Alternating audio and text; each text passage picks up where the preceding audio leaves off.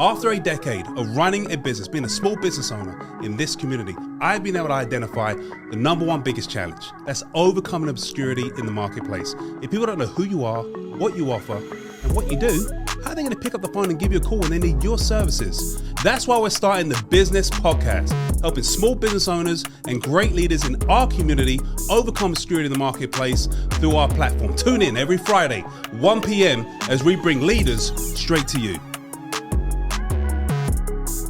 Bro, listen, man, I know you've had some great success. You're a great leader in the community. It's a natural privilege to get to sit down with you. You've helped me out and definitely appreciate you. However, before we jump into the business side, before you got this success, man, and where you are at right now, tell me a little bit about Tobiah Rocker. Who is Tobiah Rocker? Where are you from before you've established these businesses and got to where you're at? Tell me a little bit about that, the history. So the history is, my mom, she's from Oklahoma. My dad's from Atlanta. So my mom went out to Atlanta, hooked up with my dad. That's where I was born, in Atlanta. So I got a really, really good insight of, let's just say, the city life, the fast-paced life, just being more in a culture where people are a little bit more progressive. And then coming from Oklahoma, kind of farm life, conservative. Yeah. Chickens, the whole nine. Man, on a farm, was it a farm? Yes, we had a farm out there in basically Turley. Oh, wow. So, chickens, pigs, cows, the whole nine. When I was a child, jumping, riding pigs and picking up chicken eggs to make breakfast in the morning. Really? So, I really had a really unique, different balance of life. So, predominantly being with my mom majority of the whole year, it kind of, for the years, it kind of established Tulsa being my home in reality. Yeah. And, staying on the north side of Tulsa, kind of being indulged and kind of connected and involved in everything that comes to a lower demographic area,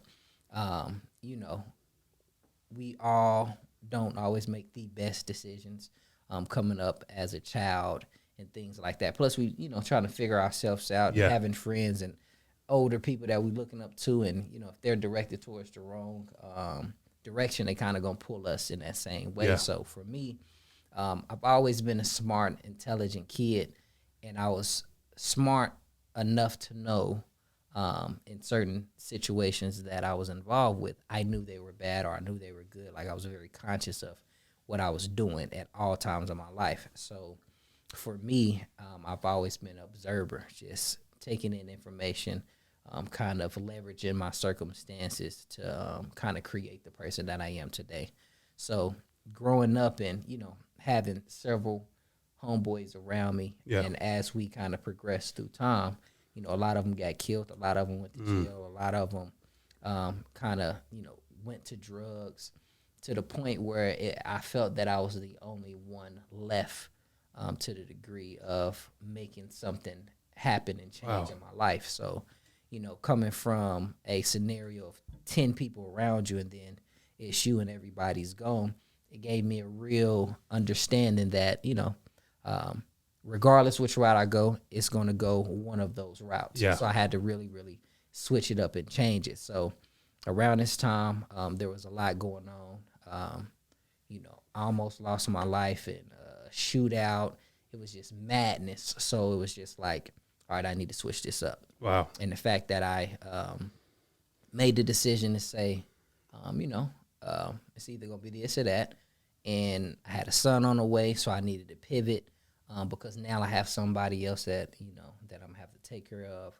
And I want his father to be around as well, and I don't want to be lost through to something simple and stupid. So it made me completely pivot into the entrepreneur space. Yeah. As a child, I've always had entrepreneur roles. I've always hustled, I always did something to make money, but now I needed to pivot and actually do something a little bit more progressive. So I started a tax consultant business. Okay. So that was kind of like my first intro to entrepreneurship. The entrepreneurship. Yeah. Everything else was, kids. Like, it was a jump rope for heart situation that we did, like in elementary or something like that. and they made us go around with envelopes and get donations, and you know, bring them back the donations for Jump Rope for Heart, and then they give you, you know, a T-shirt or whatever it may be. Yeah. But I took like 10 packets of the little envelopes, and I got like 10 of my homeboys, and I was like, just go in the neighborhood and ask for donations. Yeah. And they all went and got donations, and I took all the donations. I gave them some money, and I just kept all the money. Yeah. So it was just, it was stuff like that I was doing. Like, well, it's funny you say that, because we did a similar thing, but ours wasn't as smooth as yours. You had nice, beautiful envelopes. We took a tin can of cookies that we threw out, and then we just took a knife and put a little coin deal in there. Yeah. And we'd go around and ask for donations for, you know, the blind or whatever we could think of at the time. That's unless it was Christmas time. Then we'll do Christmas carols, and it kind of went like, we wish you were money. Yes. You know, just in and some my people, hands. yeah, some people give us money, you know, on that definitely. part. So I think we kind of go through that. However, I feel like just from the short story you shared with me, man, you've been through a lot, man. No, I mean, You've been through a lot, and you pulled through it, brother. Yeah, absolutely. I had to. And, you know? And God was a real big factor in that, too. Yeah. You know, being in a situation where, you know, I got picked up by friends, and we went around the corner, and my grandmother, she stays on MLK. So I was like, hey, I'm going to go holler at my grandma, and, you know, just come back around and pick me back up. Yeah.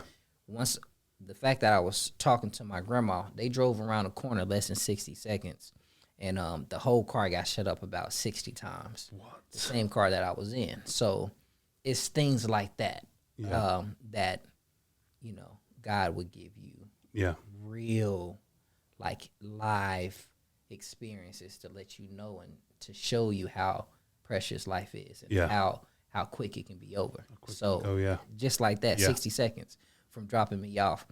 And I pay attention to life, you know, and for me to ignore all the chances that I've been given in my whole entire life, like I'll be a fool if I continue to keep going towards a certain direction. So taking all those circumstances of things that I've been through, and it gets deep. Like there's really, really traumatic things that have took place in my life to become the person that I am today. Yeah. And I enjoyed it. Like the process was the process. It was my process, and that's why I'm able to relate, communicate, and talk to anybody across the board. Yeah.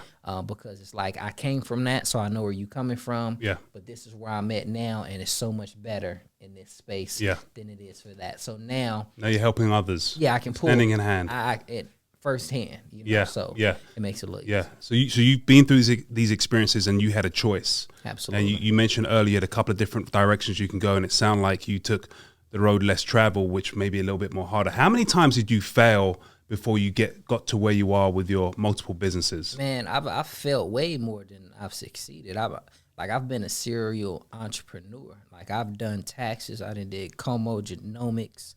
Now, say that one more time. Is that a dinosaur? No. It's help my ignorance, man. It's pharmacogenomics. Is that pharmacy?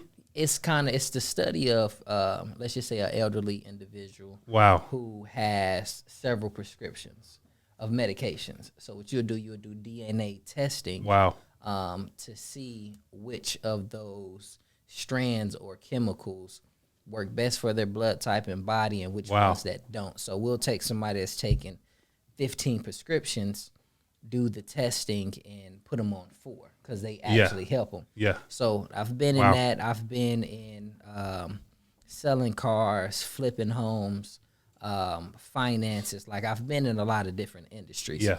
And not to too much say I tried to launch a business in every single one of them, but there's been in that process, I've done a lot of businesses that didn't do well at all. That I failed, that I lost a lot of money.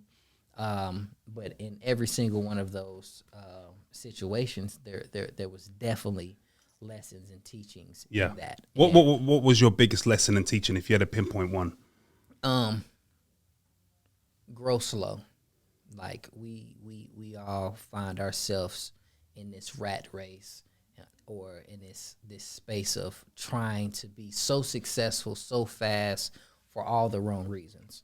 And we see ourselves chasing a dream and a reality of what we think and that we want that's not even a real thing. Yeah. So once you understand that what you're chasing is not real and it's not going to give you the fulfillment, if it's not going to give you the joy, the happiness of what you think is going to bring you, it's really best to just be thankful and grateful for the things that you have now. Like gratitude, 100% gratitude. So that was my major lesson. It's just slow down, take it easy, breathe a little bit, and be complacent to the degree of your process. Yeah. Don't be complacent in the sense of being stagnant, but be complacent in the space of being grateful for the situation that you're in. Yeah.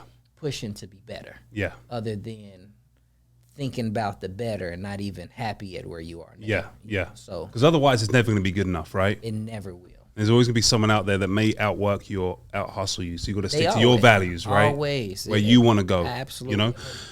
So let me ask you this, man. Was it Rick Ross who said pays the cost to be the boss?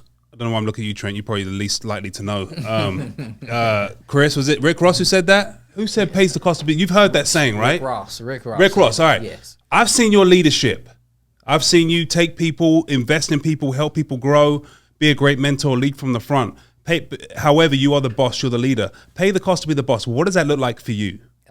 It's taking on all the responsibility, taking on the headaches, taking on the pointing fingers, taking on all the positive and negative aspects that comes with that. Yeah. And being the sacrificial lamb for others to have a better lifestyle.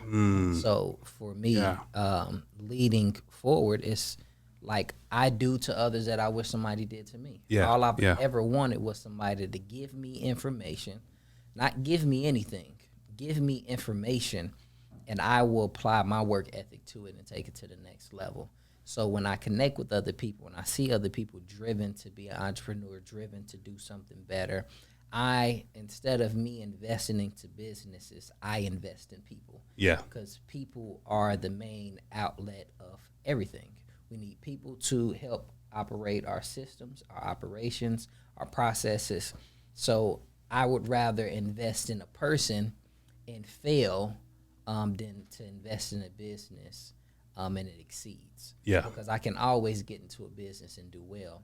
I can always take someone that was working a 9-to-5 with 2 children that was barely getting by, and then bring them to my side of the tracks and then hire and employ them. Yeah. And now that their families can take vacations and live their best life. Yeah. So that means way more to me than anything. Yeah. So I'm always going to pour into others and to lean on others to just show how great that they can really be, show how smart they really can, and that you can take a situation that you've never did before and actually be successful in it, because that's all it is. Yeah.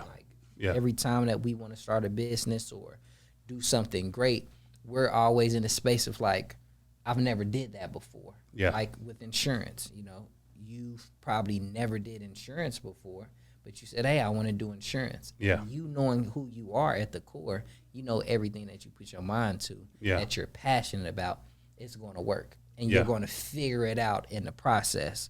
So I know everything that I do, it's not going to be perfect and right at the beginning, but I will get it. I will understand it, and I will dominate that space. And I'm not afraid to fail forward. That's how it be with me. So talking about dominating in that space, you are in the roofing industry. I know you own a couple other companies. You do own your own company right there. Great, amazing logo there, as you can see. Rocker Roofing, correct, as one may say.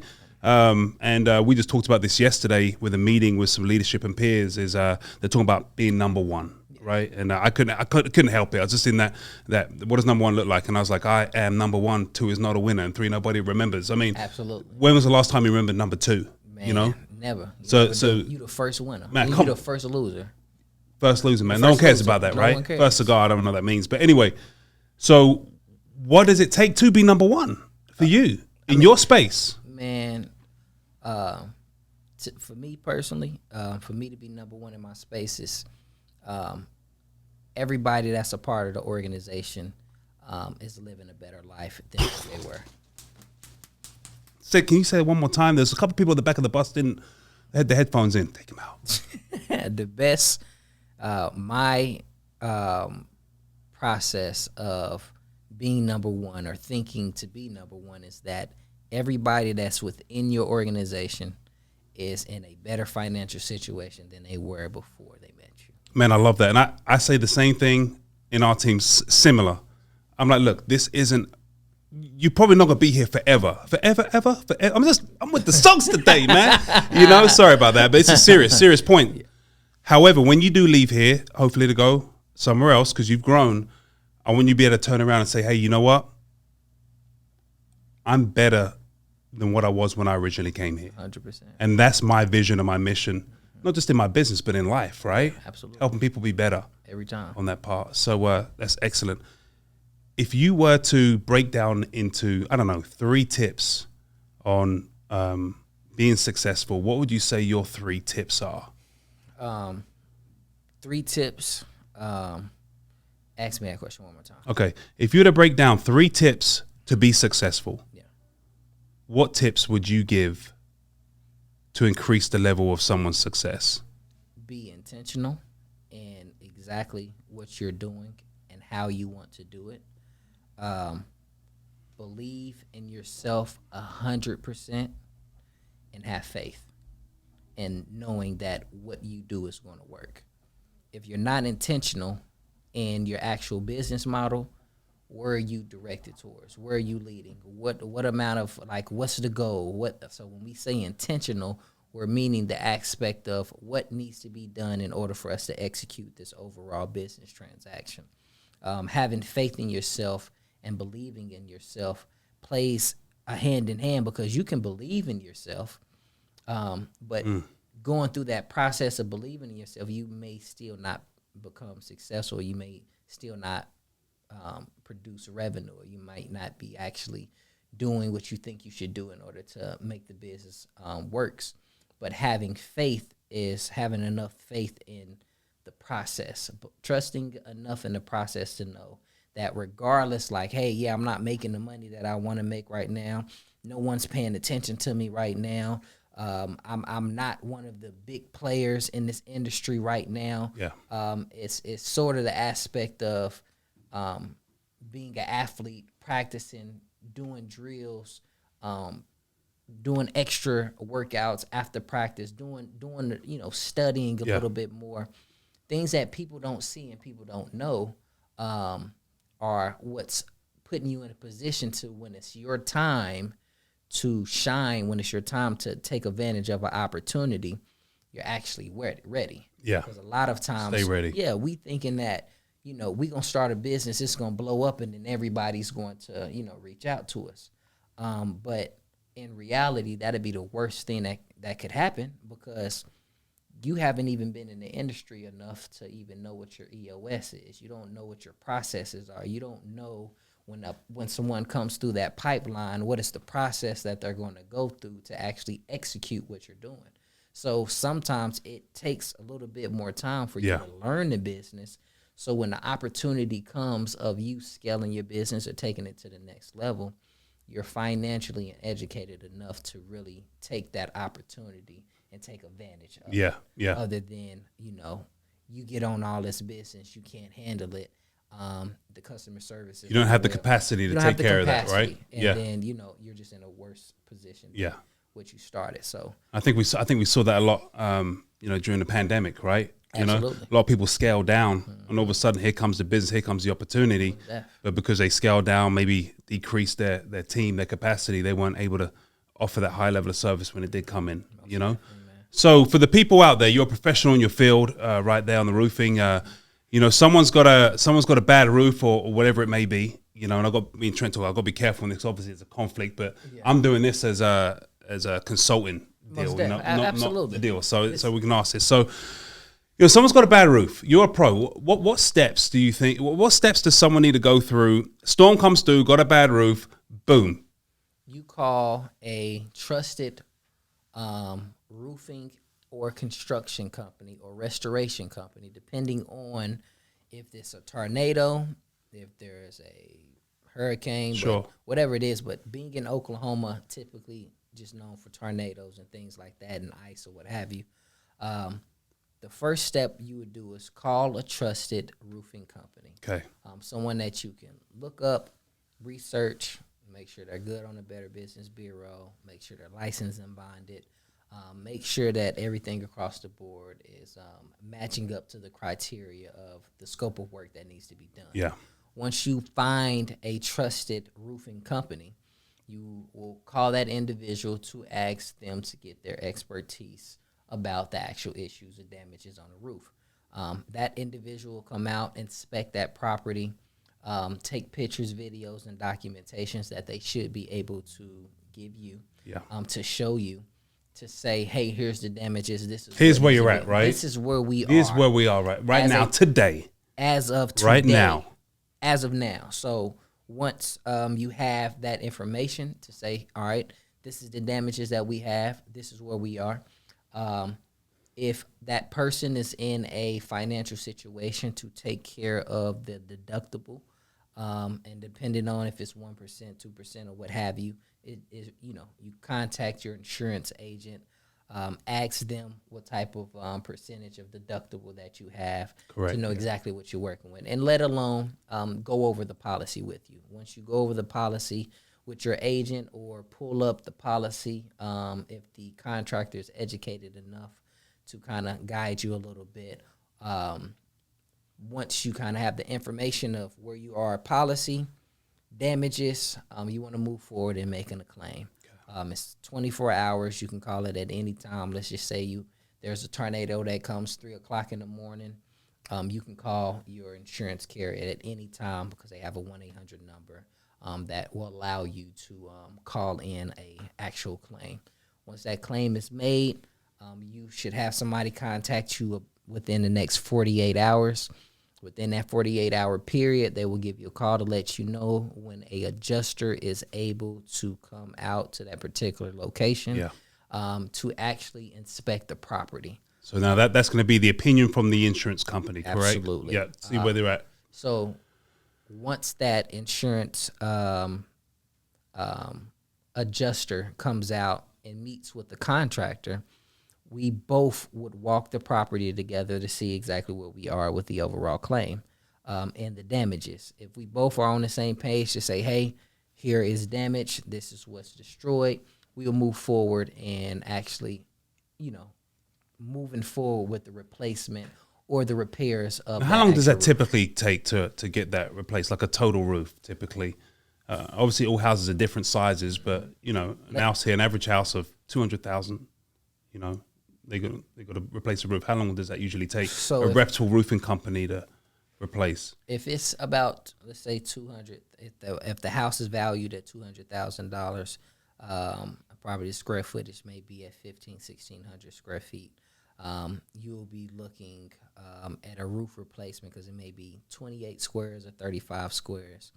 Now, what does that? What does the squares mean? So basically, in the space of roofing, we go by the amount of squares that's on the particular roof. Okay. So for each square, shingle wise is about 3 bundles. So okay. 3 bundles of shingles is equivalent to a square.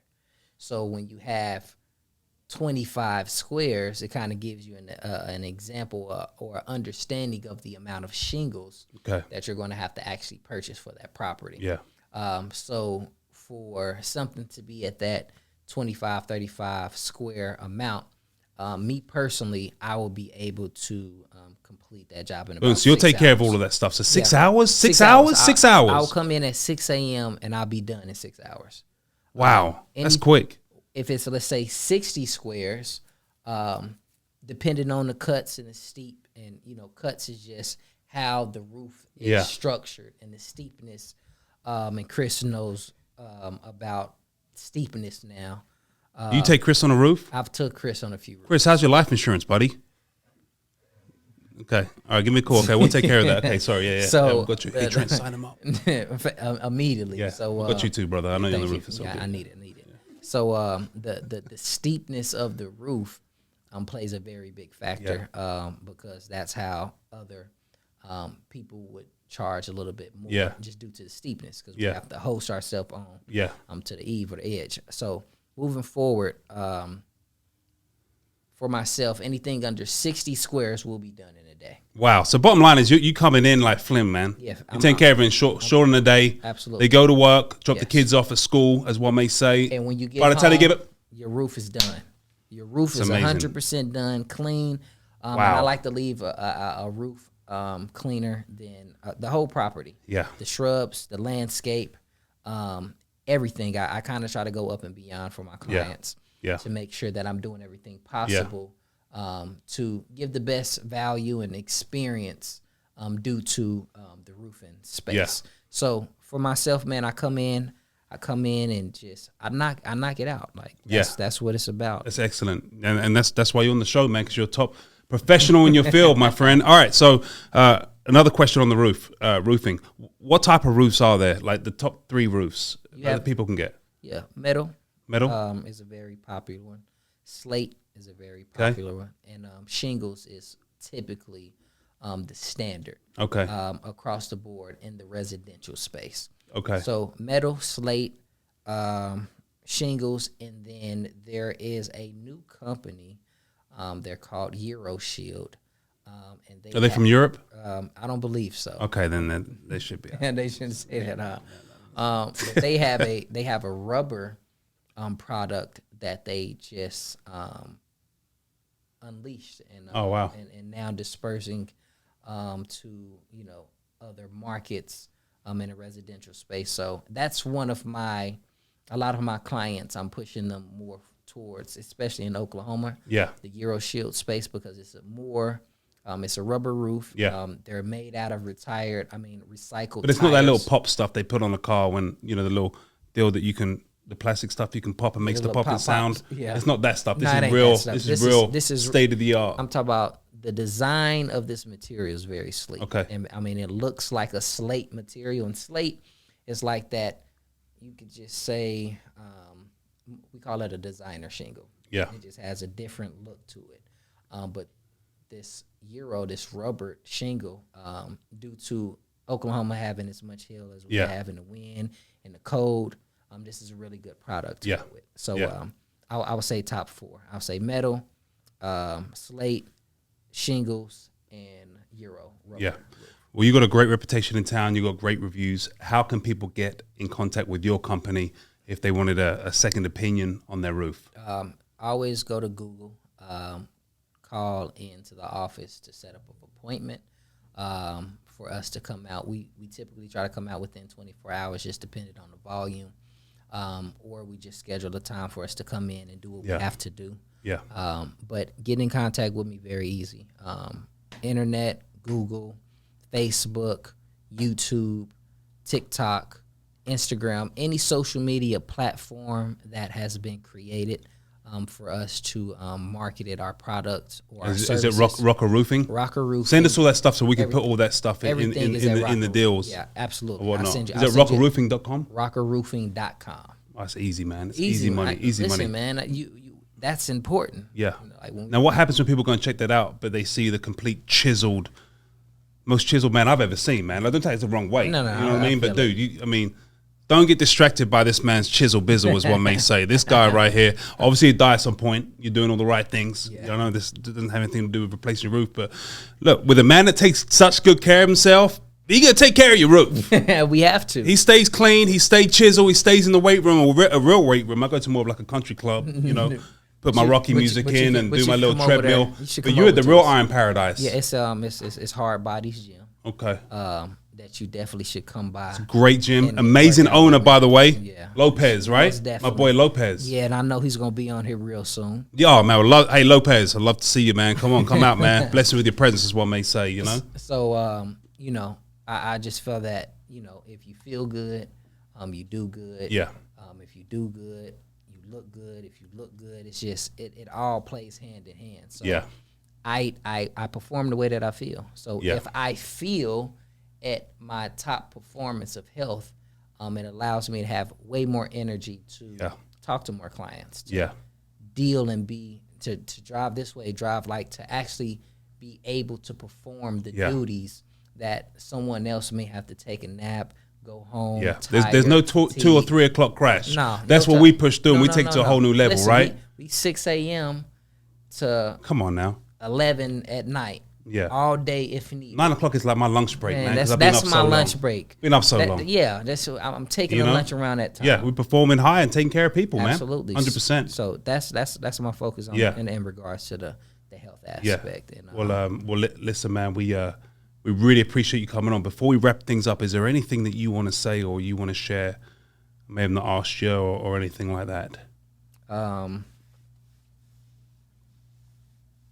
In the aspect of, I think you did a really good job. Yeah, well, I think you did a great job, man. Just so you know, none of this was planned.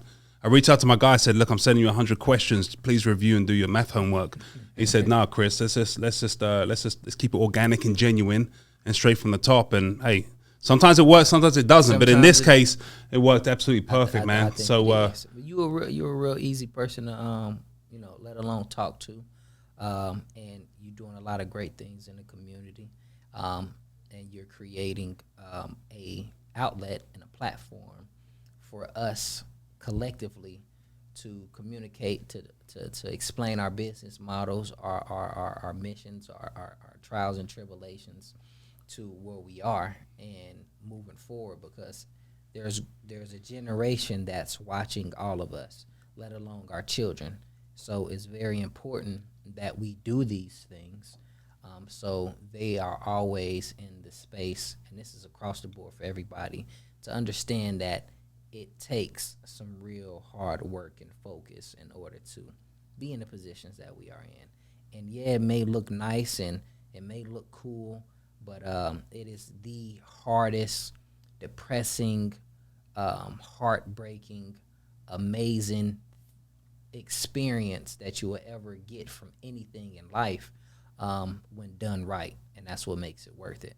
So by you doing this, that's why we have to do this for our culture and the connection of people as a whole for all of us. Yeah. So well, Tobiah, I thank you so much for the kind words.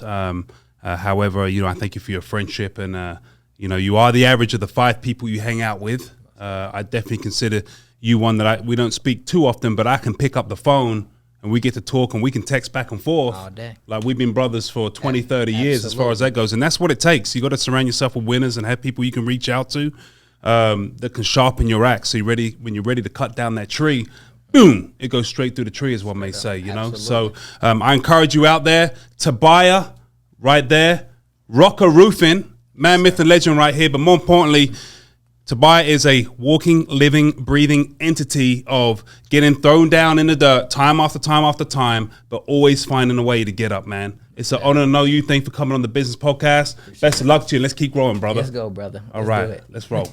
Hey.